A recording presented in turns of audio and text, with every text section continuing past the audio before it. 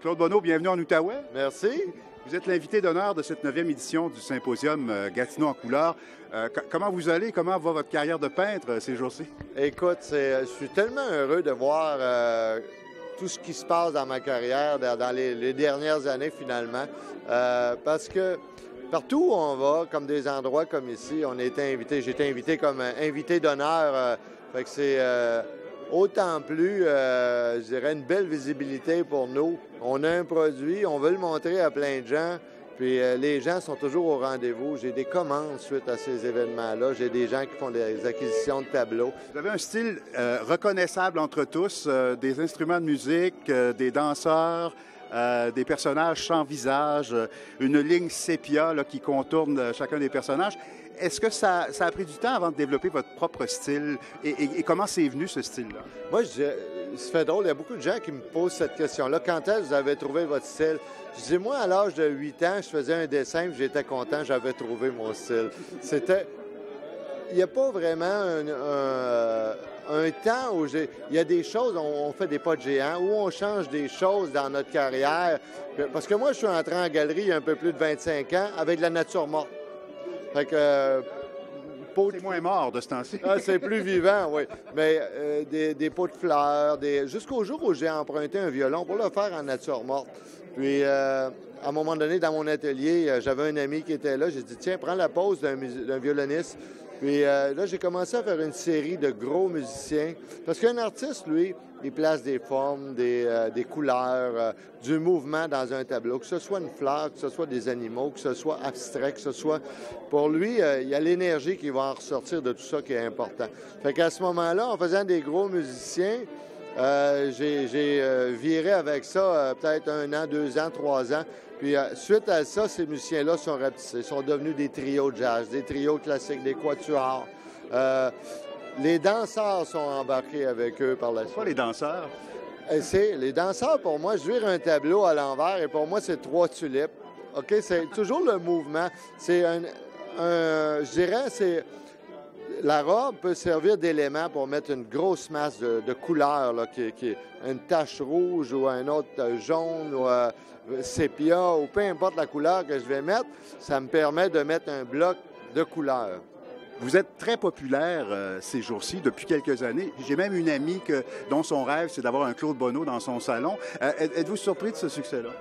Oui, je suis toujours surpris parce que nous, puis on est chanceux, hein, parce que un artiste décide de rien.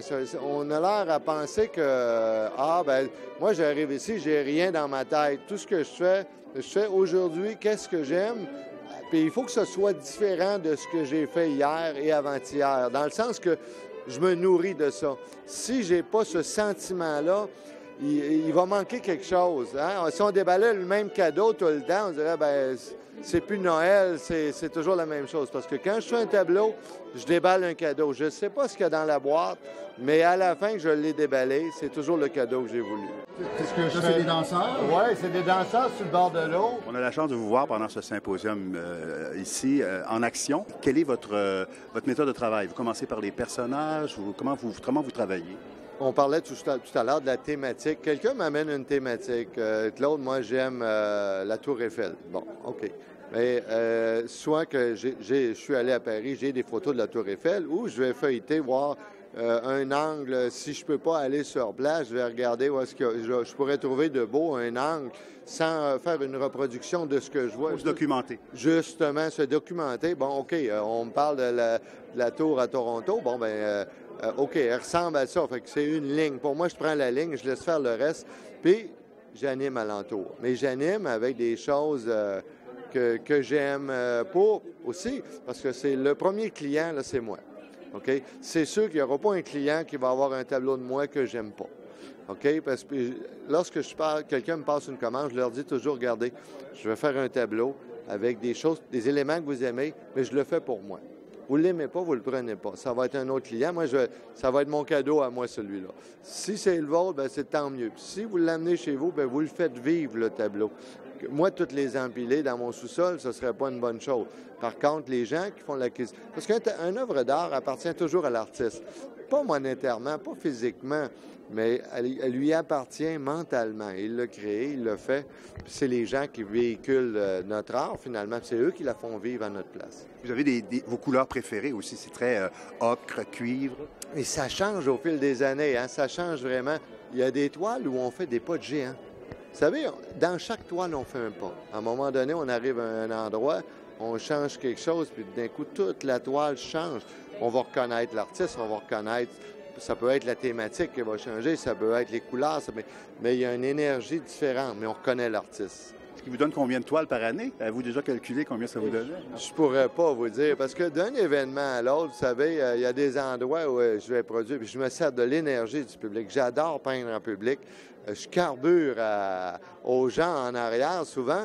Ces gens-là, un peu comme le musicien qui pourrait jouer devant une salle vide ou une salle pleine. C'est sûr, si les gens me lançaient des tomates, probablement que je dirais, bien, je vais aller repeindre dans mon atelier, puis ça serait négatif. Mais c'est pas ça. Les gens qui n'aiment pas, ils passent tout droit. Puis les gens qui aiment, par contre, eux, font juste nous louanger, nous dire, nous féliciter. Alors, c'est une belle énergie. Quel conseil que vous auriez à donner aux débutants, aux gens qui font de la peinture? Écoutez, moi, je vais vous dire, il y en a juste un conseil. On s'amuse, on croit en notre passion, on croit en ce qu'on fait. Vous savez, les artistes, c'est eux qui décident ce qu'on porte aujourd'hui. Si vous êtes un artiste à la maison, c'est vous qui allez décider plus tard. Si on prend juste les idées des autres, on dit, ben OK, ils m'ont dit que c'était pas correct, je vais aller voir ce qui est correct. Toujours quelqu'un qui va vous dire que c'est pas correct. Allez-y, croyez en vous, faites votre passion, allez au bout de vos rêves. Vous avez envie de mettre telle chose dans vos tableaux, vous avez envie de faire de la sculpture, vous avez envie de faire de l'abstrait, vous avez envie de faire... Faites-le. Qu'est-ce qu'on peut vous souhaiter pour les prochains mois, les prochaines années? Souhaiter de continuer d'avoir le public que vous êtes, venir nous voir, nous encourager, continuer à côtoyer les artistes. Puis je disais ça hier lors de l'ouverture. Merci aux artistes d'embellir notre planète. Merci à la population de soutenir les artistes aussi. Claude Bonneau, merci et bon succès. Merci à vous.